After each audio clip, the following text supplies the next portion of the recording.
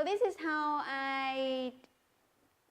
this is why I'm here now. So three days ago, Brian dropped me this one in my inbox, and I just say, that's great, I mean, and then he's the one who say yes. But then this is also the first time I did something like this.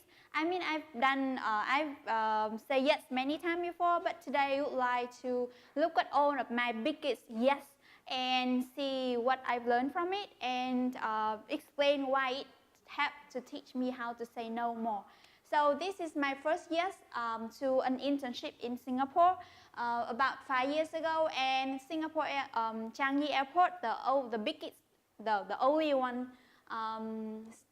airport in Singapore, has always been one of the top 5 in the world. I thought that my job is going to be very fancy, but it turned out I'm the one who pushed the wheelchairs. So I pushed a lot of passengers, I think about hundreds of them during that year, up and down the aero bridges.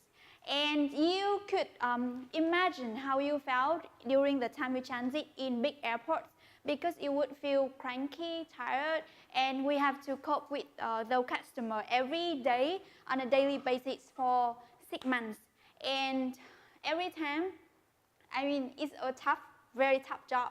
And then after 6 months, I volunteered to be the secretary of my officer who answer all the phone calls from counters. And as you can see, I need to work with 3 computers, and all of them are flights.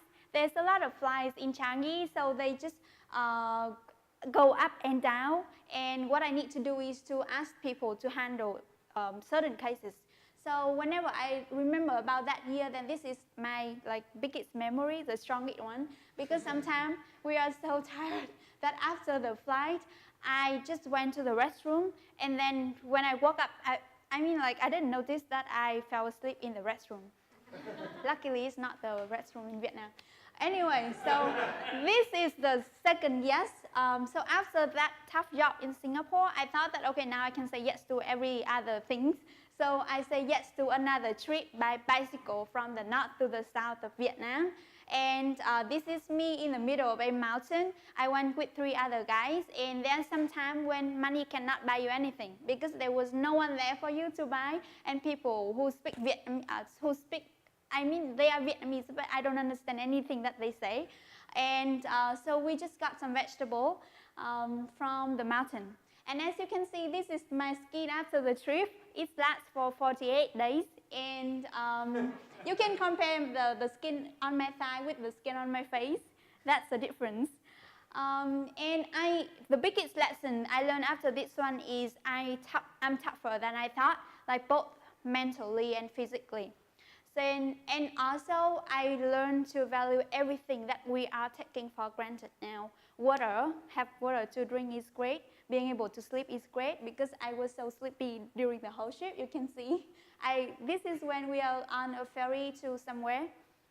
So the next yes is to say yes to be a founder of a startup company in education. And this is us, there are 2 more co-founders, and we were very happy, and we had a lot of ideas that we want to make the education system in Vietnam better. And this is one of our first classes, not many people, and you can see the TV stand and the shoe rack there, because this is this guy house. And we have very small size class, and we have a lot of up and downs, and so far it has been 4 years. 4 years of a lot of experiences. And I think the great way for you to become more mature and become calmer is to be a co-founder of a startup, because you don't know what's happening every day, new challenges every day. But finally, after 4 years, we got some success, and so far we have been doing quite good in a sense. Okay, now I know what you are thinking. It may or may not be what you are thinking, but I had quite an experience with Tinder, because many people said that it's not a good place for whatever, but then I still go for it, because what else? And as you can see, my job is both a teacher and a co-founder, so that's why I got so many right swiped. Can you realize it? this is the most swiped jobs on Tinder. And my job is number 5 teacher and number 3 founder. So that's why I got a lot of matches on Tinder. But also, at the same time, I experienced a roller coaster of emotions because as you see, it is not a safe place for everyone. The point is, I learned a lot from the experience and I understand myself more. And then it also led me to the next, yes. So this is, I said yes to minimalism, and as you can see, this is how complicated my life was before minimalism. This is an Excel spreadsheet of what to wear, the mix and match between the top and the bottom. So, and then, but then after I said yes to minimalism, then this is like all the things that I need. So now, if you ask me to go anywhere, I just need to grab those things and I will go without caring about anything else. And minimalism has changed my life in many ways, and just as other experiences did for me. And right now, I feel like no matter what happened, my mind is as calm as this lake. And it taught me a lot, and I mean, like, I knew about minimalism for 3 years ago, but then I only started to say yes to it and really dive into it for some times. And only then I can explore more about myself.